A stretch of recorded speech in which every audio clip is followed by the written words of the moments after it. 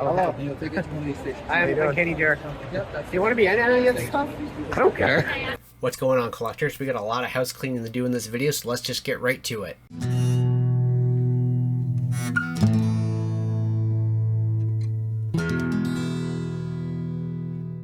And of course, if you like what you see, please don't forget to hit like and subscribe. Leave a little comment down below. I usually like to respond to all of them.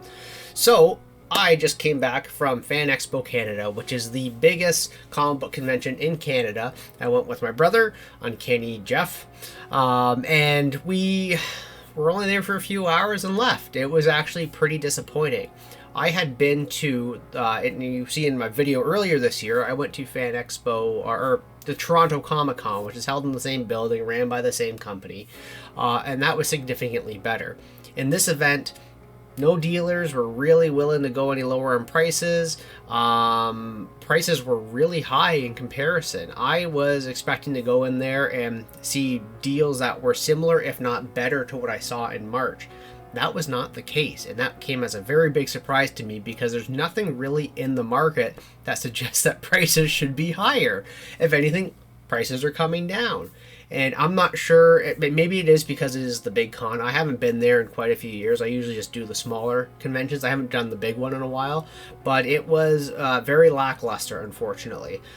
You'll see that in this clip right here, or this photo right here, there was some egregious pricing, and one of the vendors did have the Spawn newsstand variant, apparently a very rare newsstand variant, not even graded by any reputable company, but asking $650 for that book. That's insane. And you may remember my video back in March. I had mentioned that, you know, there was a X-Men annual, I think it was number 3 or 4. They were asking $100 when it was a faded cover there. There was the odd vendor that was doing some really weird things, but this round, there were some vendors that were just, oh boy, I don't know what was going on. One of the coolest things that happened actually at the con, definitely the coolest thing that happened, forget the celebrities, forget the well, this is a comic book. I got to hold Punch Comics number 12. It was a CGC 2.0. Here's the photo. Yes, they were asking $26,500 for it. It was just absolutely incredible to look at. I was dealing with one of the dealers there, and I was in the back looking through their horror, and I ended up buying a particular book from them, but they were still having some books in behind the counter, and one of them was that Punch Comics 12, and you may recall in a handful of videos I've talked about that book in great length, and just to have one in my hands and to take a photo of it was just awesome. And I'll never own that book because that's insane for me to pay anything like that for that book, but that was just the coolest thing, and so I just wanted to add that in there because just wow. So X-Men books. I did come away with 4 books from X-Men, and they were pretty good. These were some of the few good prices I had. And let's just preface this with, if you watch my previous video, I went to the con with those X-Men 95 and X-Men 109 to try and trade for some books at this convention. Unfortunately, none of the dealers were willing to have anything with it, so that's fine.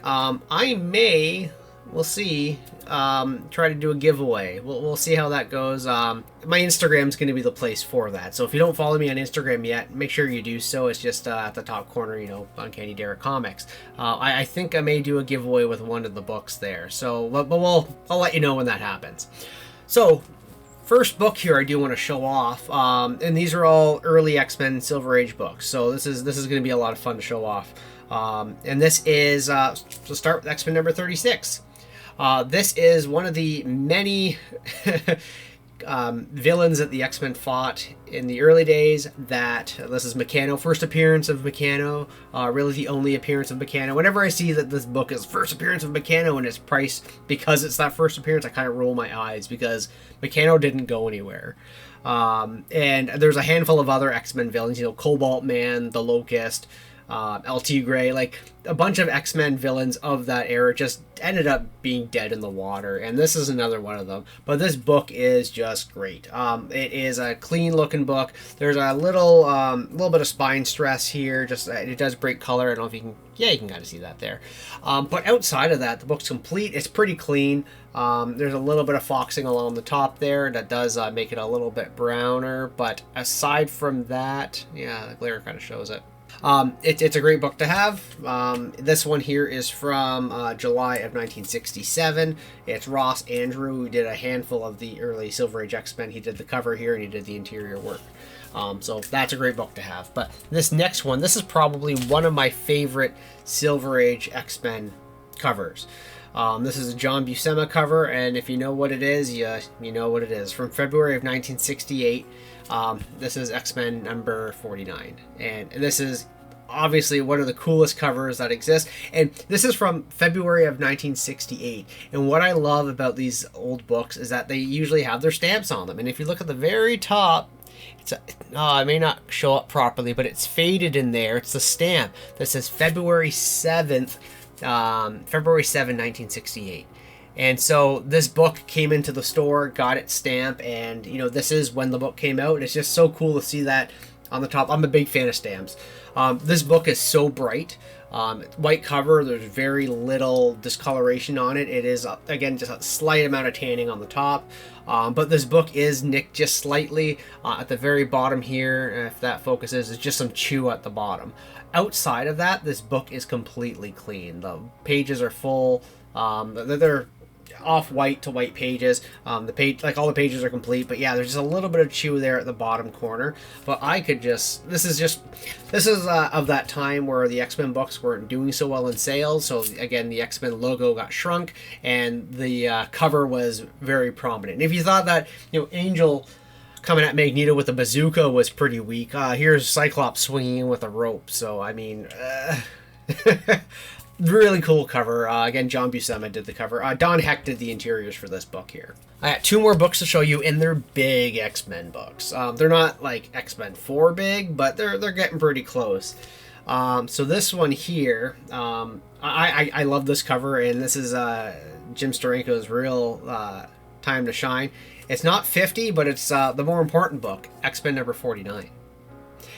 And this is the first appearance of Polaris. So X-Men 50 always seems to be erroneously... Most people, because of the cover, has Polaris on it. Everybody is like, that's the first Polaris. But this is really the first appearance of Lorna Dane. This is not up for debate. This is her first appearance. This isn't... She shows up at the end on the splash page. She's in the whole book. So, first appearance of her, and the first appearance of the X-Men villain Mesmero. Unlike the other X-Men villains, Mesmero actually sticks around for a while, and he's in the books later on. And there, Who Defies the Demi-Men? Yeah, first appearance of the Demi-Men there. So Jim Steranko cover is Don Heck and Werner Roth interiors. Actually, sorry, George Tuska did the interiors to X-Men 43. This here is Don Heck. Just reviewing my notes in my head here. So it's pretty good quality copy. It's not as bright of a white as the X-Men 43 here. So if I do a side-by-side comparison, you'll see just right off the bat, yeah, one's a little bit brighter than the other. But that's fine. This book still is super clean. I think it's at least a 6, and it has tons of room for improvement. There's a little bit of creasing here that could be easily cleaned out with a press. This is one of those books where I'm debating actually sending it out to be pressed, because a pressing could knock this up a grade or two, like a whole point or more, and this is one of those books where it is worth it. This book I'm excited about because it has a lot of firsts and seconds in it, and of course we're talking single-digit X-Men. So it's not X-Men number 4, but it is X-Men number 5. And this is the book I grabbed at the same booth where I grabbed Punch Comics. So if I'm buying a book like this, yeah, they're gonna let me take a look at Punch Comics, even though it's still out of my price range. I was a paying customer for this. And this is this is Stan Lee and Jack Kirby, so this is as classic X-Men as you can get. This is my second earliest X-Men book, next to X-Men number 1. and X-Men number 7, and so on. So this here is probably a 3.5. I think it's a pretty solid 3.5. Like, there's obviously some creasing, there's spine stress, there's some color breaking on the cover. Cover's intact, pages are intact, staples are good, so it is a pretty awesome cover. And again, this is so Stan Lee, Jack Kirby, first appearance of Asteroid M, but it's the second appearance of the Brotherhood of Evil Mutants, which is Scarlet Witch, Quicksilver, Toad, and Mastermind, and this is the third overall appearance in the Marvel Universe of Magneto. So the first one being X-Men 1, then X-Men 4, and then this one here. So this is a, again, very early Marvel Universe creation here. And yeah, Scarlet Witch still wearing a green. Just really cool book to have, obviously. It gets me one step closer to completing the run. And this is a big book to get out of the way. So this X-Men number 5 is pretty awesome to have it. I'm super glad to have it. Great Jack Kirby cover. Yeah, good stuff. Angels Trapped. Someone save them. So a couple other minor house cleaning things. So in my video from last week, Nate from HaulYeahComics pointed out that my Vault of Horror number 32 here, you'll notice on the cover, I'll just grab it. And I'm talking about this wall next.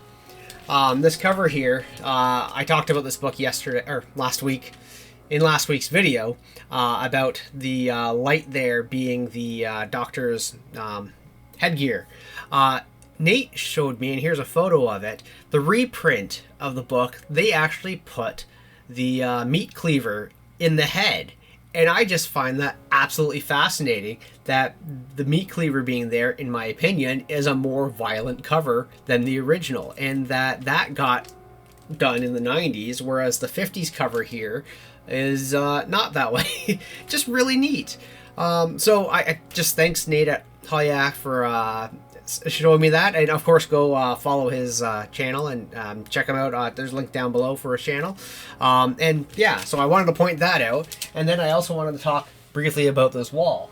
I just recently updated my wall, so you'll notice that the X-Men poster has, or the 3 slabbed books that I have there, that had come down a little bit, and I had gone out and grabbed some command tape hooks, and these hooks have a lot of play with them, and I decided to put up some of my favorite books, and I'm going to rotate these books every so often. So I'm just going to briefly go across the books here. I've talked about these in tons of other videos, so obviously my crime does not pay that I picked up. Pretty low quality copy, but just awesome 40s era pre-code cop drama. Tales of Suspense, I've talked about this ad nauseum in many different books. I haven't shown off my Haunt of Fear number 5 here. This Haunt of Fear, the cover is pretty beat up. This is a Johnny Craig cover as well. The cover is actually detached on it, but the whole book is complete. Just another great horror book to have. I'll show this. I don't show this book really ever, so I'm just going to show this off you guys right now. So you'll see the cover is pretty chewed up, and I got this book for an incredible deal. So better to have the book than to not. And yeah. What a mess, but they'll never think of looking for a fresh corpse in the coffin of a man who died in 1867.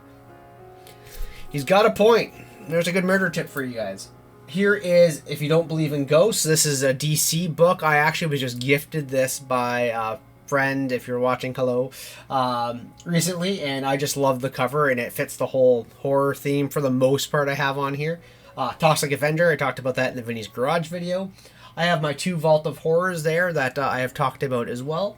This Giant Size Man Thing number 1 I just picked up last week at my local comic shop. The one, they found it in the basement in one of the 300,000 video, or 300,000 comics video I did. They found that, and so that was great to have. And then lastly, this is the first video I did on this channel where I picked up and did an open boxing of, there's my Airboy number 5, and that's a Dave Stevens cover there. Yeah, that's my wall. This will be changing out periodically, so be sure to keep tuned and subscribe and check out all these books as they change out over the next few years I do this channel. And of course, if you like what you see, please don't forget to hit like and subscribe.